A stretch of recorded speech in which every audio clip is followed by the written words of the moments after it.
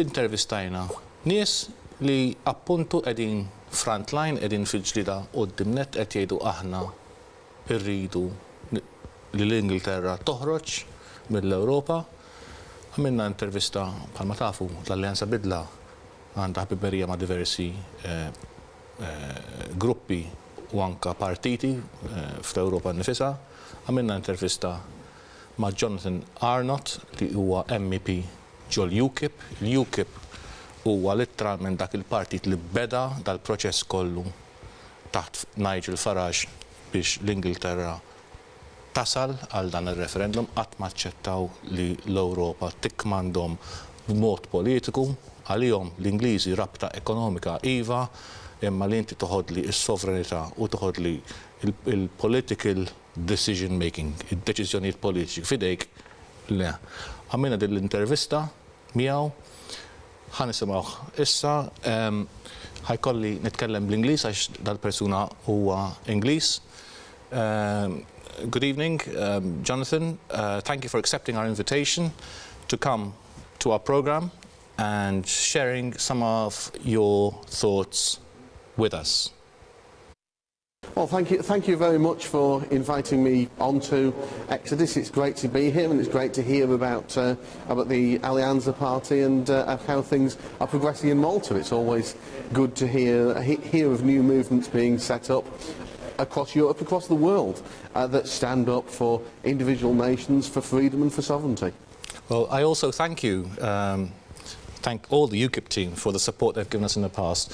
But can I go directly into the questions? Without a doubt, if Britain leaves the EU, this move will affect both Britain as well as other states like Malta. So, to those on the island of Malta who have not been following British political events too closely, why does the No camp want to leave the EU? Well, there are many reasons that Britain would want to leave the European Union. I suppose the first reason to start with is the £55 million every single day that we send from the United Kingdom across to Brussels, when we get some of our own money back with strings attached.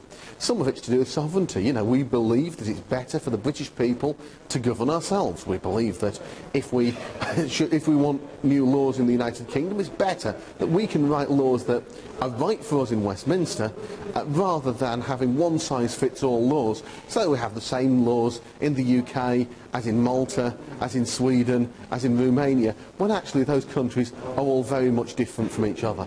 The other key issue for us is border control. Whilst we're in the European Union, we can't control our borders. And that means that we've got unlimited right for people from other EU countries to come to live, work in the UK. But of course that has big impact on British unemployment, because of course across the European Union the first foreign language people learn to speak is English. So people always want to come into the UK. All we want is to be able to have a little bit of control back over our borders. We don't want to shut them, we just want to control who comes to the UK and to make sure that the people who come in bring the skills that we actually need. Okay, but David Cameron, your Prime Minister, he obviously has a different point of view. He's gone off to renegotiate a new package for Britain, and he's saying it's successful. Why is that package, what are your opinions on that package, and why is it not good enough for the people, and why should they say no? Well, Cameron's deal is about this emergency brake, and that's the one big thing he's come up with, but it misunderstands the problem. The problem is about the number of people coming to the UK. He's talking about in-work benefits, which I don't think anyone was really raising as being the issue, so he's solving a non-existent problem. But just today, in the European Parliament, we voted on a new legislative report about opening up our job centres so that anything that's advertised on a UK job centre will also be advertised to workers across the European Union with a helpful CV matching service. So actually, we're currently sending out search parties for more people to come to the UK when we're already an overcrowded island ourselves. So Cameron's deal is achieving next to nothing. He's also got rid of the words ever closer union. Well, unfortunately, those words ever closer union were never actually legally binding in the first place, so if you get rid of words that weren't legally binding, it doesn't make the slightest bit of difference. So Cameron is just tinkering around the edges. He's not actually achieving anything that will make a difference for the United Kingdom. How does this British referendum affect the Maltese population? What will change, in your opinion? Why should the Maltese person pay attention to what's happening in Britain right now?